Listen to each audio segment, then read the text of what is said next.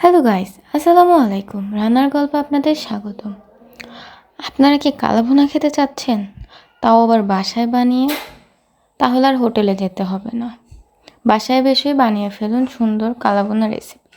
প্রথমে একটি কড়াইয়ে শুকনো লঙ্কা, তেজপাতা এবং ৫ ফোড়ন দিয়ে নিন একটু লবঙ্গ এবং পরিমাণ মতো কালো জিরা দিয়ে তেল ছাড়া এগুলোকে ভেজে নেবেন। তারপরে এগুলোকে ব্লেন্ড করে নেবেন।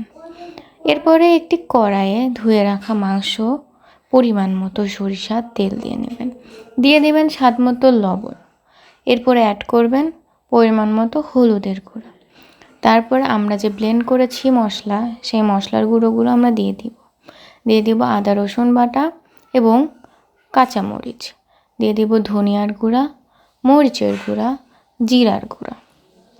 এরপরে সবগুলো মশলা মাংসের সাথে মিশিয়ে নেওয়ার পর যখন একটু কষিয়ে আসবে, আস্তে আস্তে রসুন এবং কুচি করা পেঁয়াজ দিয়ে নেওয়ার পরে পরিমাণ মতো পানি দিয়ে এটাকে সিদ্ধ হওয়ার জন্য ওয়েট করব।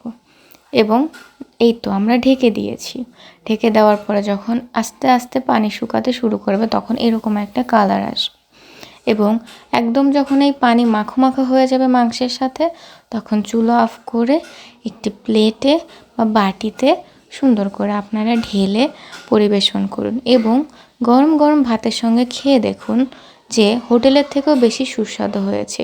এবং দেখুন মাংসটা চাপ নাই দিতে ছিঁড়ে আসছে।